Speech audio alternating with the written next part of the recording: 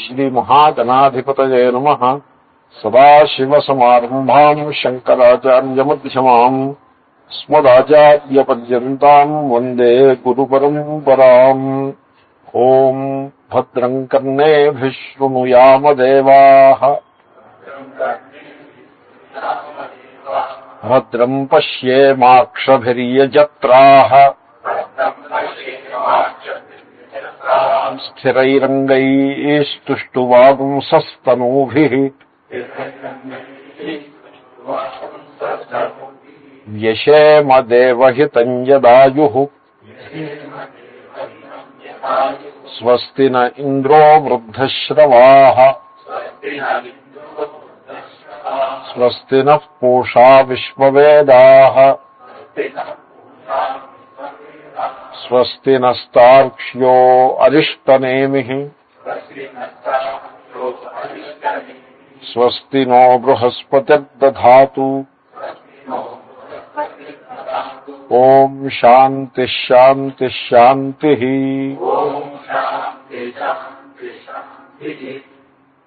యః సర్వజ్ఞః సర్వవిత్,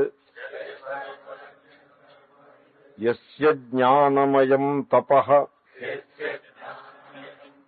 తస్మాదేతద్బ్రహ్మ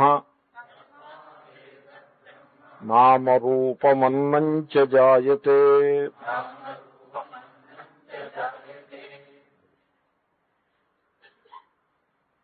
మనం బ్రహ్మతో స్టార్ట్ చేస్తాం, పరబ్రహ్మ, నిర్గుణ పరబ్రహ్మతో. అక్కడ స్టార్ట్ చేసి ఎండ్ అప్ విత్ దిస్ పిండ. పిండ అంటే బాడీ, అన్నం, ఫుడ్ బాడీ. ఈ దేహము అన్నము చేతను ఉపచితమై ఉంటుంది, అన్నము చేతను వర్ధిల్ల చేయబడుతుంది. నిలిచి ఉన్నంతకాలం అన్నం యొక్క ప్రభావం చేత నిలుస్తుంది. అంటే ప్రాణం ఉన్న తర్వాత అన్నం, ప్రాణం లేకుండా అన్నం అని కాదు. సో ఇది అన్నం, ఇది అన్న వికారము. దీనికి ఒక రూపం ఉన్నది, 2 కాళ్ళు ఉన్నాయి, 2 చేతులు. దేర్ఫోర్ మనుష్య. అంటే మనుష్యుల్లో ఇండియాలో పుట్టాడు కాబట్టి ఇండియన్. కాబట్టి ఏదో కొంత వైదిక సంస్కారం ఉన్నవాడైతే యజ్ఞదత్త, దేవదత్త అని పేరు పెట్టుకుంటాడు కల్చర్ని బట్టి. లేకపోతే డపిత్త అని ఏదో ఇంకో పేరు ఏదో పెట్టుకుంటాడు, ఎవడికి తోచిన పేరు వాడు పెట్టుకుంటాడు.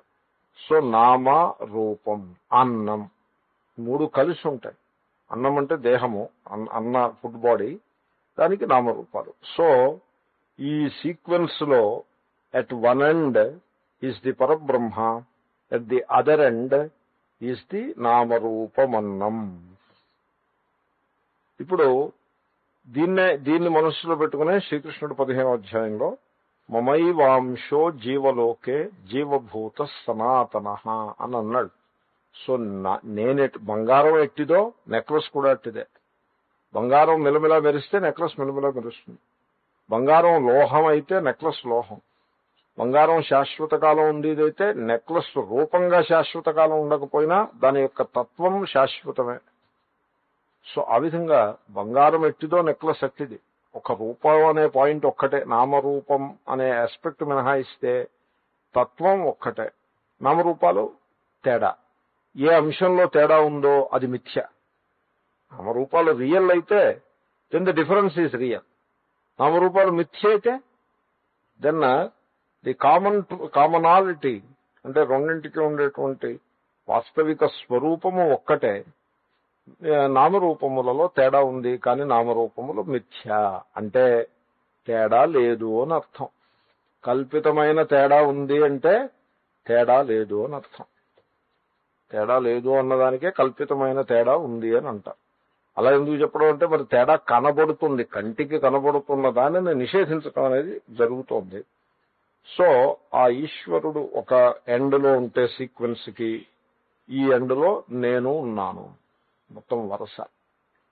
ఇది ఎందుకు ఈ వరుస ఎందుకంటే యు గో బ్యాక్వర్డ్స్ ఇంటిగ్రేషన్ అంటారు, ఇండస్ట్రీల్లో వాడుతూ ఉంటారు బ్యాక్వర్డ్స్. సో పూర్వం కాటన్ పండించేవాడు, పత్తి పండించేవాడు. పత్తి పండించి ఆ రా పత్తి అమ్మేసేవాడు. పొలంలోనే అమ్మేయటం మిడిల్ పీపుల్కి, ఎవరికో ఏజెంట్లకి. తర్వాత కొంచెం గడుసు తనం నేర్చుకుని ఈ రాపత్తి అమ్మడం కంటే దాంట్లో ఈ పార్టికల్స్ ఉంటాయి చూడండి, ఆకులు, ఎండిపోయిన పార్టికలు, దుమ్ము, ధూళి ఇవి ఉంటాయి. అవి తీసేసి అమ్మితే దాన్ని కార్డింగ్ అంటారు. ఆ కార్డ్ చేసిన పత్తి దాన్ని అమ్మినట్లయితే దీనికి 3 రెట్లు ధర ఉంది దానికి.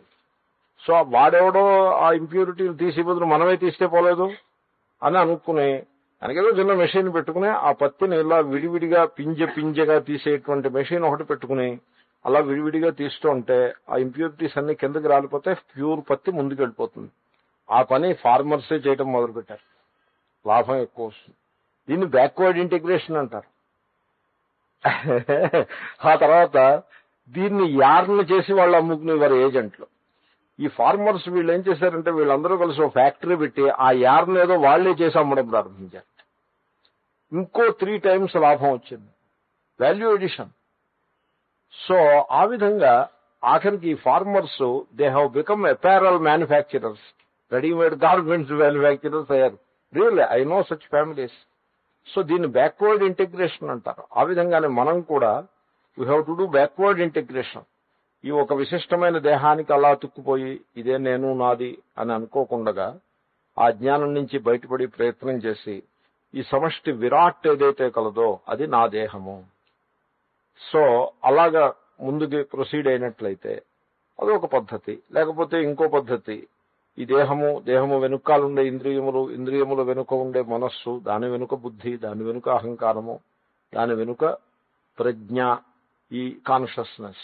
ఈ ప్రజ్ఞ ఎక్కడి నుంచి పుడుతోందో ప్రజ్ఞ అని అంటారు, ప్రజ్ఞానం అని కూడా అంటారు. ఈ ప్రజ్ఞానం ఎక్కడి నుంచి పుడుతోందో, ఇప్పుడు అయాం అనేది ఎక్కడో ఒక చోట నుంచి పుట్టాలి కదా.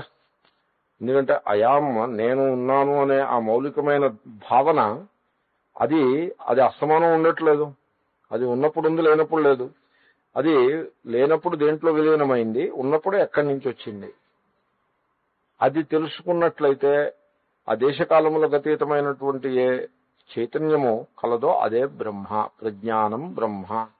ప్రజ్ఞానం అంటే దేశకాల విశిష్టమైన అనేక రకముల జ్ఞానముల యొక్క సమాహారం.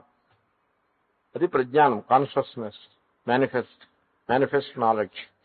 ఈ మేనిఫెస్ట్ నాలెడ్జ్ ఎక్కడి నుంచి వస్తుంది?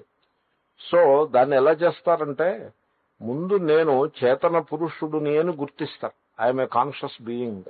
So first recognise yourself as a conscious being. Don't take yourself to be the body oriented things.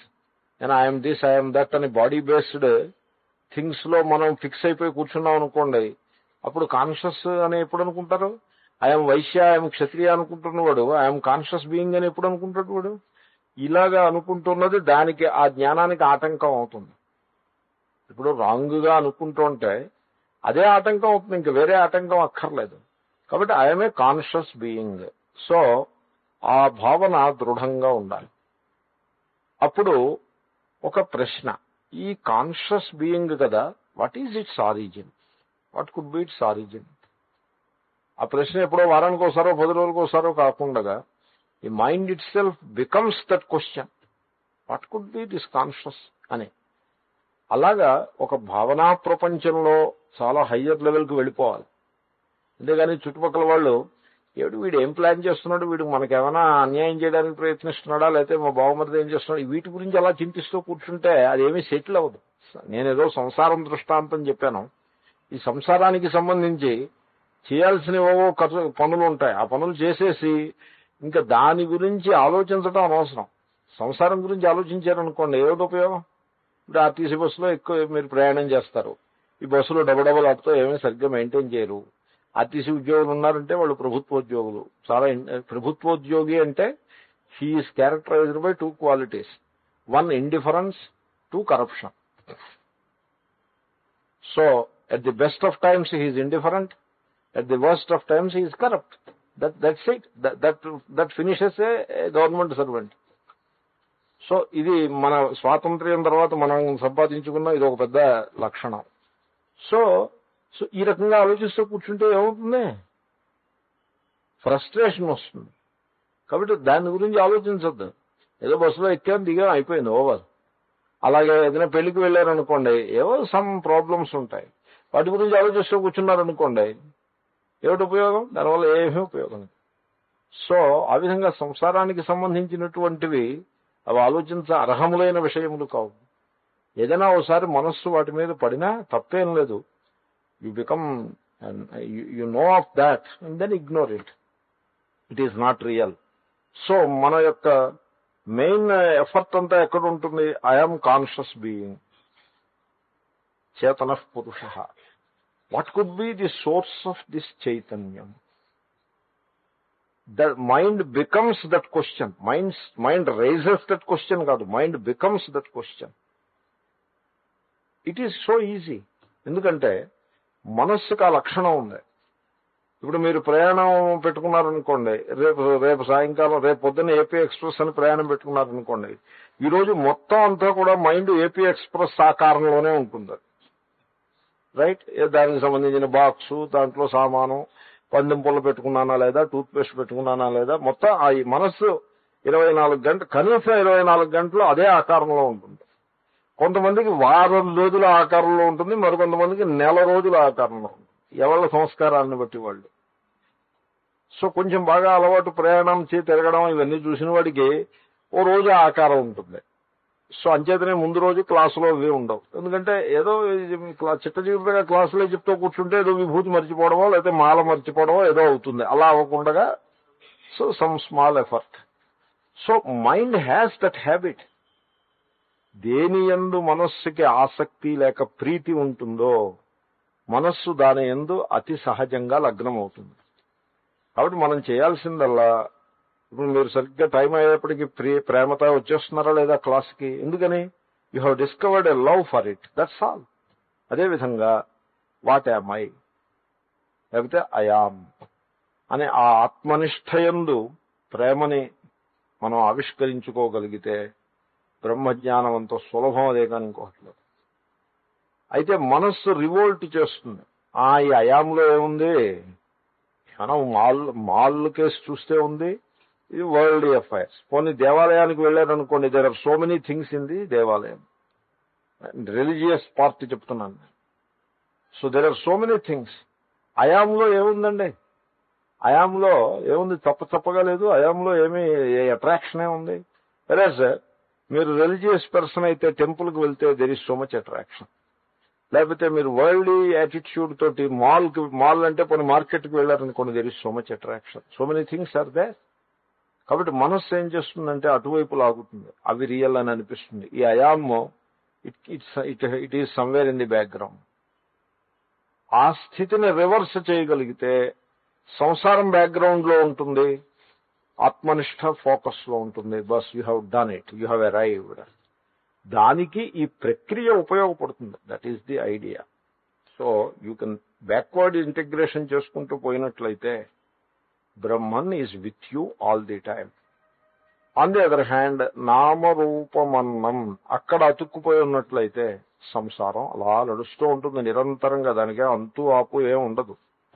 మీరు అజ్ఞానం ఉన్నంతసేపు సంసారం ఉంటుంది, అజ్ఞానాన్ని త్రోసిపుచ్చే వరకు అలా నడుస్తూ ఉంటుంది. So that is the spirit of this discussion.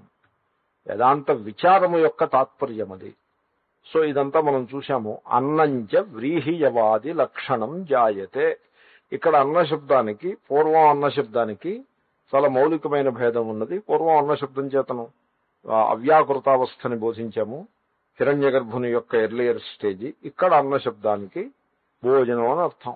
భోజనం అంటే గోధుమలు, బియ్యం మొదలైనవి, పప్పులు ఆది శబ్దం చేతను ఇతర ఆహార పదార్థములు ఇవన్నీ కూడా ఆ లోకమునందు జన్మిస్తాయి, పుడతాయి.